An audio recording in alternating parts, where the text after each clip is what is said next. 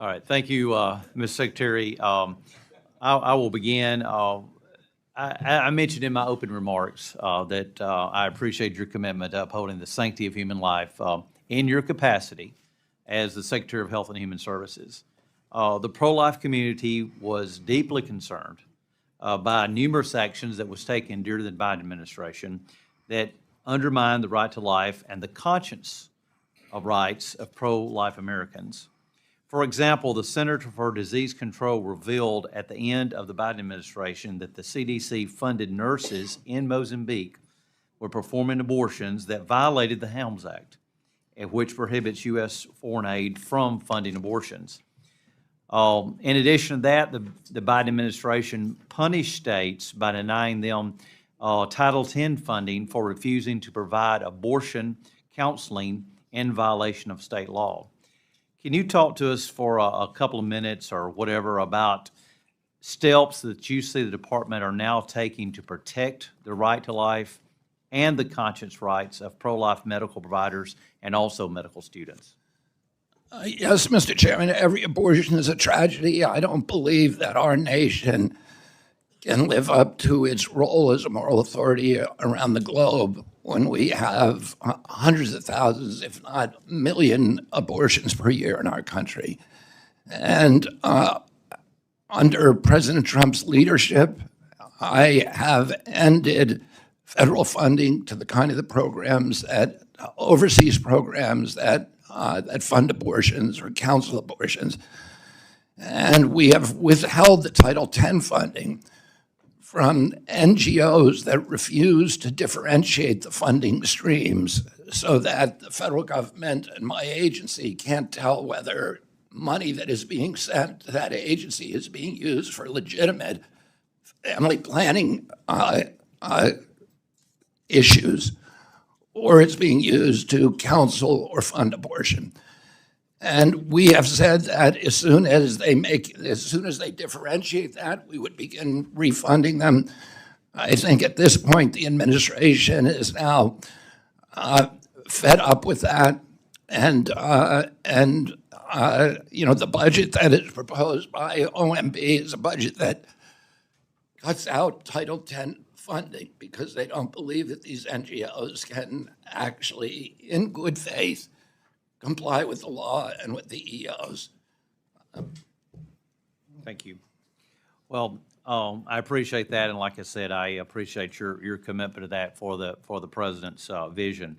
One of the most significant challenges facing rural hospitals is the area wage index, which is used, of course, by the Center for Medicare and Medicaid Services.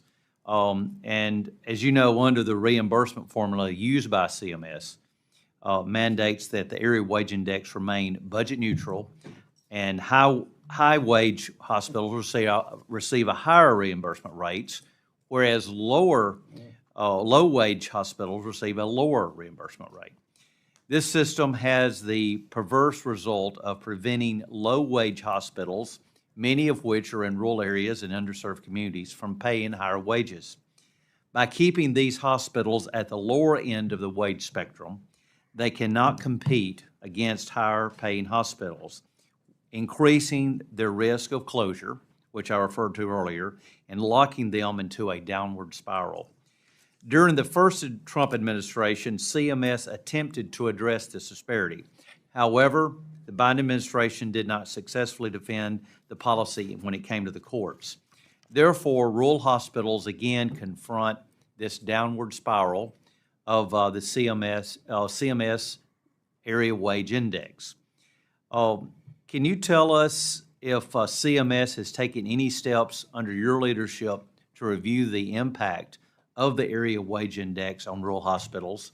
And can I get your commitment to work with me and, of course, with Administrator Oz on a solution to this very critical problem that's affecting so many rural hospitals? Yes, Mr. Chairman. As you point out, the Trump administration initially tried to address this disparity, which is destroying rural health care. And as you know, many of these rural hospitals not only provide critical access to care, without them, patients would have to drive sometimes hours to get to an emergency room. They're absolutely critical in those regions, but they're also important economic drivers for many of those regions, and they're institutions that provide cohesion to those communities. Oh, if we want to preserve rural America as a livable space with dignity, enrichment, prosperity, and good health that they deserve, we need to keep those hospitals in and those treatment institutions in good shape, in good financial. We need to keep them financially viable. The Trump administration, the initial Trump administration, 2016 to 2020, tried to do that. Unfortunately, as to redress those disparities. Unfortunately, as you know, as you pointed out, the Biden administration did not robustly respond to a court challenge, and we got a very bad decision from that. That said that my agency has no power to redress this disparity, but I pledge to work with you and with Congress. The change has to be statutory, and we will do our job at providing technical support, including the kind of studies that you just mentioned that show how badly this disparity is wounding rural America.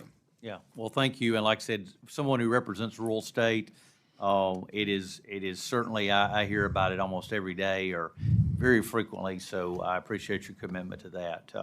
With that, let me recognize